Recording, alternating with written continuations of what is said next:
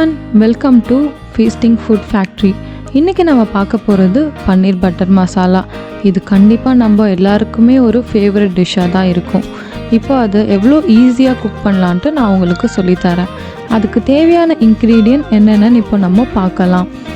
Butter 3 tablespoon, cumin seeds 1/2 tablespoon, Indian spices, garlic 5 number, red chilli, cashew 10 numbers, onion 1 cup, medium size tomato 1 cup, paneer 1 cup, salt, ginger garlic paste 1 tablespoon, kasturi methi 1/2 spoon, fresh cream, coriander leaves. ஒரு pan எடுத்துக்கோங்க. அதை நல்லா heat பண்ணிவிட்டு அதில் ஒரு 2 tablespoon butter add பண்ணிக்கோங்க. அது melt ஆகிறதுக்குள்ளேயே நீங்கள் க்ரீன் கார்டமம் ஆட் பண்ணிவிடுங்க. அது பொரிஞ்சதுக்கப்புறமா நம்ம அந்த இண்டியன் ஸ்பைசஸ் உங்களுக்கு தேவையான மாதிரி ஆட் பண்ணிக்கோங்க. அது பொரிஞ்சதுக்கப்புறமா நம்ம சீரகம் ஆட் பண்ண போகிறோம். அது கூடயே நம்ம கேஷ்யூ, கார்லிக், ரெட் சில்லி இது எல்லாமே போட்டு நல்லா வதக்கி வச்சுக்கணுங்க. இது இப்போ நல்லா ஃப்ரை ஆகிடுச்சுங்க. இந்த டைமில் நம்ம ஆனியன் ஆட் பண்ணோம். நான் 1 கப்புன்னு சொன்னேன்ல, அது நான் 3 பிக் ஆனியன் எடுத்திருக்கேன். அதே மாதிரி 3 மீடியம் சைஸ் டொமேட்டோ எடுத்திருக்கேன்.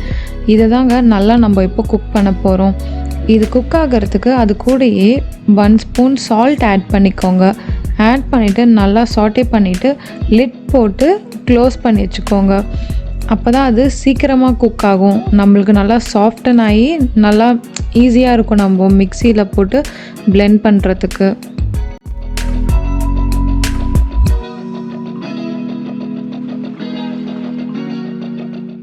இப்போ 5 minutes ஆகிடுச்சு. இப்போ லிட் ஓப்பன் பண்ணி பார்க்கலாம். பார்த்தீங்களா, இப்போ நல்லா குக் ஆகிருக்கு. இது டொமேட்டோ நல்லா ஸ்மாஷ் ஆகிடுச்சு. ஆனியன்லேருந்து நல்லா வாட்டர்லாம் லூஸ் ஆகி அதுவும் நல்லா சாஃப்டன் ஆகிடுச்சு.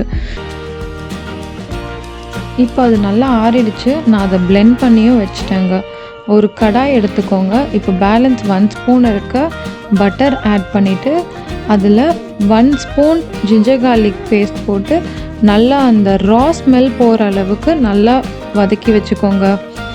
உங்களுக்கு நான் ஒரு டிப் சொல்கிறேன். கஸ்தூரி மேத்தி லாஸ்ட்டாக ஆட் பண்ணுறத விட இந்த ஜிஞ்சர் கார்லிக் பேஸ்ட்டில் நம்ம ஒரு 1/2 ஸ்பூன் போட்டு நல்லா சாட்டே பண்ணிவிட்டு நல்லா வதக்குனிங்கன்னா உங்களோட டிஷ் நல்லா டேஸ்ட்டாக வருங்க. இப்போ நல்லா வதங்கிடுச்சு ஜிஞ்சர் கார்லிக் பேஸ்ட்டு. அதில் நான் 1/2 ஸ்பூன் கஸ்தூரி மேத்தி போட்டு நல்லா அதை சாட்டே பண்ணிக்கிறேன். எந்த டிஷ்ஷாக இருந்தாலும் நீங்கள் கஸ்தூரி மேத்தி போடுறீங்கன்னா 1/2 ஸ்பூன் மேலே போடாதீங்க. இல்லைனா அது ஒரு மாதிரி பவராக ஒரு மாதிரி ஸ்மெல் அடிக்கும். நமக்கு கண்டிப்பாக அது பிடிக்காது. இப்போ இந்த கஸ்தூரி மேத்தியும் நல்லா ஃப்ரை ஆகிடுச்சு. இந்த டைமில் நம்ம பிளெண்ட் பண்ணி வச்சுருந்த அந்த மிக்சரை இதெல்லாம் ஆட் பண்ண போகிறோம். கொஞ்சம் வாட்டரும் ஆட் பண்ணி நல்லா அதை குக் பண்ணுங்கள். அந்த கஸ்தூரி மேத்தி, ஜிஞ்சர் கார்லிக் பேஸ்ட்டும் இந்த மசாலாவும் நல்லா பிளெண்ட் ஆகணும்.